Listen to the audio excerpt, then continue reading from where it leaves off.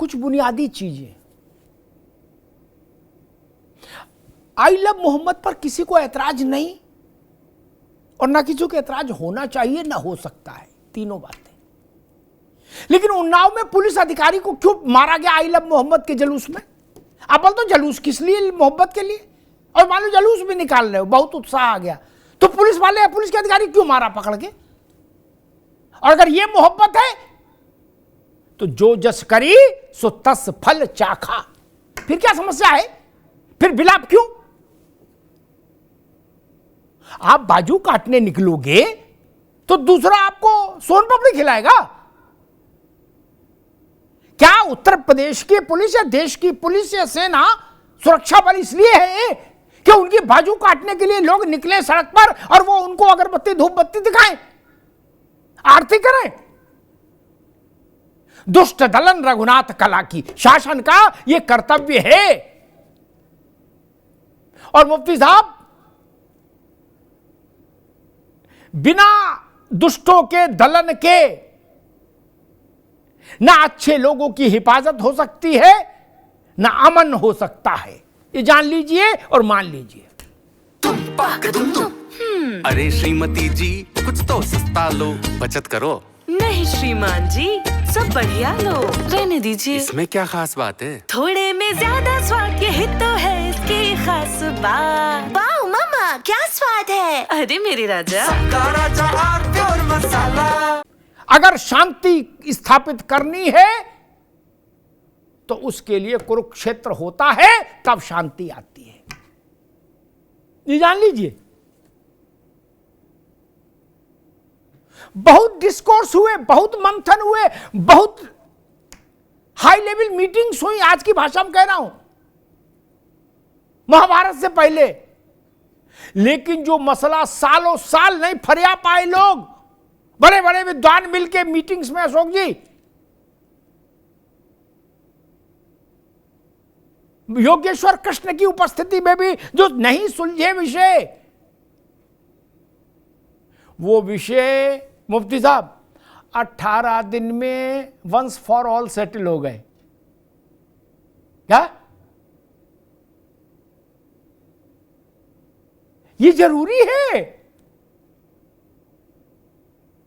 जो लोग ये कह रहे हैं कि सर तन से जुदा, वो दंडित होने चाहिए, वो दंडित नहीं होंगे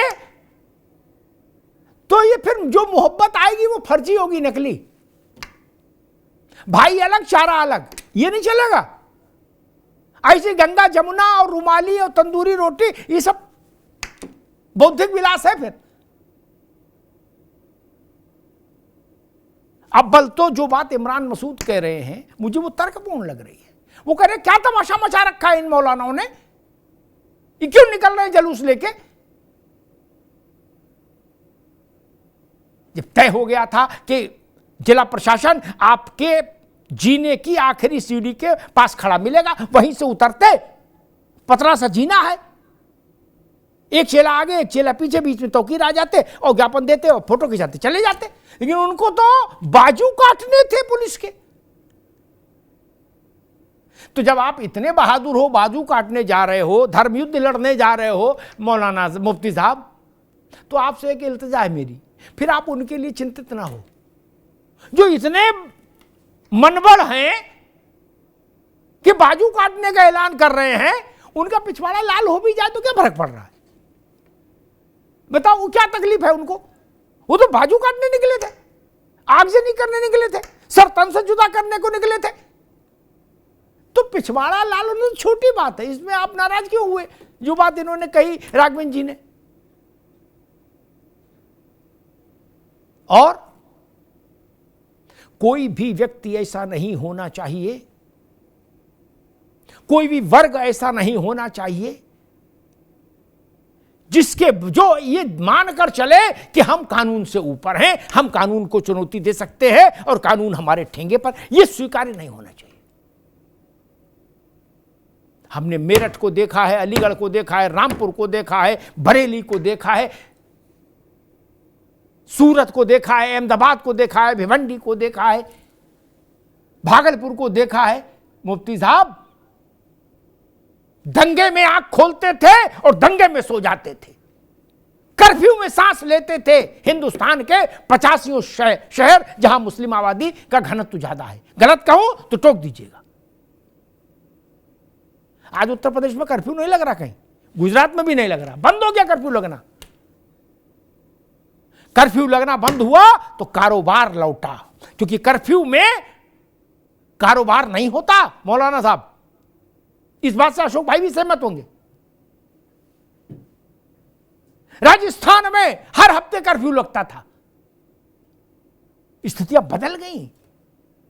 इसका स्वागत करिए और ऐसे लोगों की मजम्मत होनी चाहिए। जो बात राघवन जी कह रहे थे, वो भाजपा और सपा के बीच में मत पड़िए, मत डालिए। ये बात ठीक है मुफ्ती साहब, मैं आपसे इल्तिजा करूंगा कि इस्लाम के जो बड़े चेहरे हैं, ग्लोबल पहचान है जिनकी ना, उनको ऐसे मामलों में समय रहते आगे आ जाना चाहिए।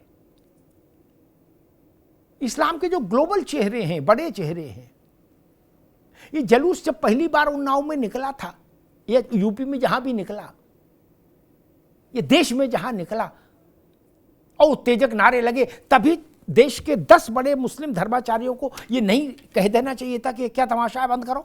नहीं ना, आप बरेली का इंतजार कर रहे थे, आप उन्नाव में पुलिस के अधिकारी के साथ मारपीट का इंतजार कर रहे थे। घर में बड़ों का क्या फर्ज है? वक्त से पहले चेताएं, निंदा करें, इस्लाम से बाहर करें उनको अगर नहीं मानते। मुझे पता नहीं, आखिरी बात कहता हूं, मेरी बात से सब सहमत होंगे, मुफ्ती साहब भी मेरे मित्र हैं, जरूर सहमत होंगे व्यक्तिगत तौर पर। जिसने 2 लोग गए थे, एक टेलर का सर काट के जिब्ह कर दिया था मुफ्ती साहब, मुझे पता नहीं इस्लाम के जो दुनिया भर में बड़े इदारे हैं, उनके जो बड़े चेहरे हैं जिनको दुनिया मानती है कि हाँ ये इस्लाम के चेहरे हैं, उन लोगों ने क्या एक साथ आकर एक मंच पर इसकी निंदा की और उन राक्षसों को इस्लाम से बहिष्कृत किया? क्या मुझे याद नहीं, किया हो तो अच्छी बात है, लेकिन मैंने नहीं सुना। आपने किया अलग बात है महाराज। रावत जी कहे मैंने बोली थी वो बात, मैं बात कर रहा हूं शंकराचार्य की, रावत जी अपनी कहे, ये नहीं ना, ये भी तो देखो।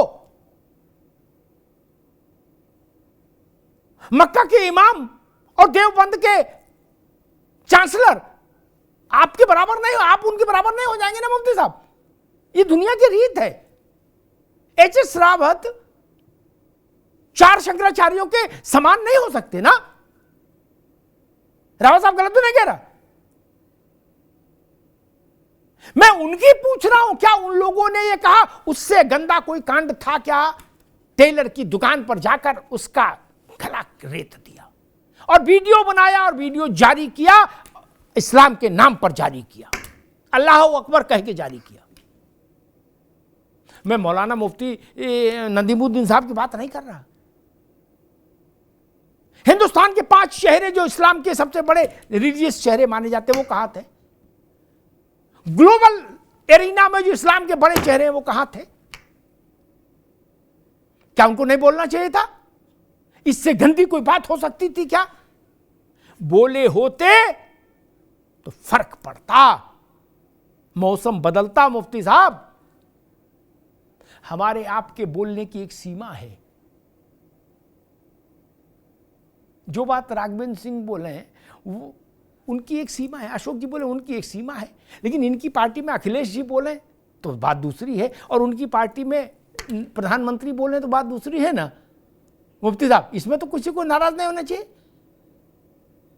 मैं वही सवाल कर रहा था, उतने बड़े चेहरे क्यों नहीं बोले? वो बोलते तो शायद ये शहर शहर हिंसा की तस्वीर नहीं बनती। धन्यवाद।